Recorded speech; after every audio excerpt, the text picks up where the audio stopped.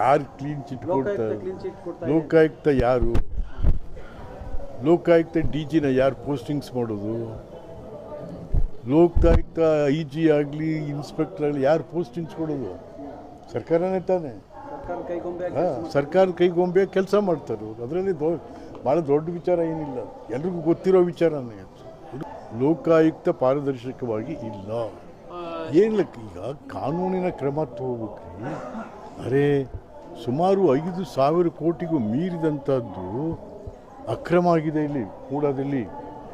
ಇಡೀ ದೇಶದಲ್ಲೇ ಇಂಥ ಒಂದು ಅಕ್ರಮ ಯಾವ ರಾಜ್ಯದಲ್ಲೂ ಆಗಿಲ್ಲ.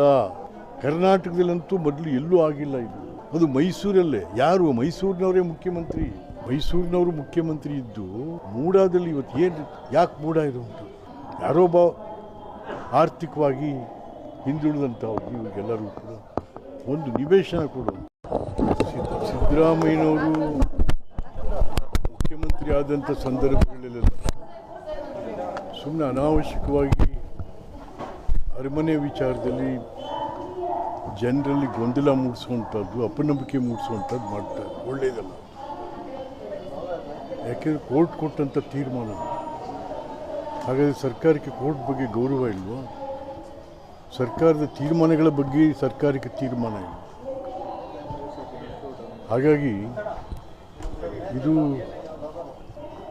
ಅದಕ್ಕೋಸ್ಕರವೇ ಇವತ್ತು ಅದನ್ನು ತಪ್ಪಿಸ್ಕೊಳ್ಳೋದಕ್ಕೋಸ್ಕರ ತಾವು ಸುಗ್ರೀವಾಜ್ಞೆ ತೊಗೊಂಬಂದಿದ್ದೀರ. ಹಾಗಾಗಿ ತಾವು ಮಾತಾಡ್ಬೋದಾಗಿತ್ತು. ಮಹಾರಾಣಿಯವ್ರನ್ನ, ಯದುವಂಶದ ಸಂಬಂಧಪಟ್ಟವ್ರನ್ನ ಕೂರಿಸಿ ಒಂದೇನಾದ್ರು ಒಂದು ಸೆಟಲ್ಮೆಂಟ್ ಮಾಡ್ಕೋಬೋದಾಗಿತ್ತು. ಬಟ್ ಅದು ಯಾವುದಕ್ಕೂ ಅವಕಾಶ ಕೊಡದೆ ನನ್ನ ಹತ್ರ ಅಧಿಕಾರ ಇದೆ ಅಂತ ಅಂದ್ಬಿಟ್ಟು ತಾವು ಸುಗ್ರೀವಾಜ್ಞೆ ತಂದಿರುವಂಥದ್ದು ಯಾರು ಒಪ್ಪುವಂಥದ್ದಲ್ಲ. ಇದು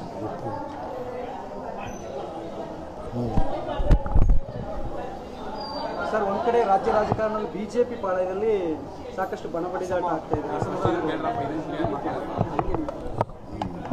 ಮುಗಿಸ್ಬಿಟ್ಟು ಸಿದ್ದರಾಮಯ್ಯ ಬಂದಾಗೆಲ್ಲ ಮೈಸೂರು ಅರಮನೆ ವಿರುದ್ಧ ಹೋರಾಟ ಮಾಡ್ತಾನೆ ಇರ್ತಾರೆ. ಅದೇ ಈಗ ಸಿದ್ದರಾಮಯ್ಯ ಬಂದಾಗೆಲ್ಲನೂ ಈ ಅರಮನೆ ಬಗ್ಗೆ ತೀಟೆ ಮಾಡುವಂಥದ್ದು, ಚೇಷ್ಟೆ ಮಾಡುವಂಥದ್ದು, ಅನಾವಶ್ಯಕವಾಗಿ ಅವ್ರಿಗೆ ಕಿರುಕುಳ ಕೊಡುವಂಥದ್ದನ್ನು ಮಾಡ್ತಾಯಿದ್ರು. ಇವಾಗ ನೋಡಿ, ಆ ರಸ್ತೆ ಬೇರೆ ಮಹಾರಾಜರ ಹೆಸರು ತೆಗೆದಾಕ್ಬಿಟ್ಟು ಸಿದ್ದರಾಮಯ್ಯನ ಹೆಸರು.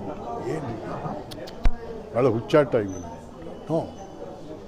ಯದುವಂಶದ ಅರಸರು ಅಂತಂದರೆ ಇಡೀ ಭಾರತದಲ್ಲಿ ಯಾಕೆ ಇವತ್ತು ಜಗತ್ತಿನಲ್ಲಿ ಯಾರಾದರೂ ಮಹಾರಾಜರುಗಳು ಭಾಳ ದೊಡ್ಡ ದೊಡ್ಡ ಕೆಲಸ, ಸಾರ್ವಜನಿಕ ಕೆಲಸ ಮಾಡಿ ಹೋಗಿದ್ದಾರೆ ಅಂದರೆ ಅದು ಮೈಸೂರು ಮಹಾರಾಜರು ಮಾತ್ರ. ಅಂಥ ಮೈಸೂರು ಮಹಾರಾಜರ ಬಗ್ಗೆ ಭಾಳ ಲಘುವಾಗಿ ಮಾತಾಡುವಂಥದ್ದು, ಭಾಳ ಒಂಥರ ಕೆಣಕುವಂಥದ್ದು ಒಳ್ಳೆಯದಲ್ಲ. CMಗೆ ರಾಜವಂಶಸ್ಥರ ಬಗ್ಗೆ ಸಿಟ್ಟು ಯಾಕೆ ಅಂತ ಗೊತ್ತಿಲ್ಲಪ್ಪ. ಸುಮ್ಮನೆ ಎಲ್ಲರಿಗೂ ನಾನು ಭಾಳ ಡೆಮಾಕ್ರೆಟಿಕ್, ನಾನು ಡೆಮಾಕ್ರೆಟಿಕ್ ಅಂತ ತೋರಿಸ್ಕೊಳ್ಳೋದಕ್ಕೆ ಇವೆಲ್ಲ ತೋರಿಕೆಯ ಮಾತುಗಳು.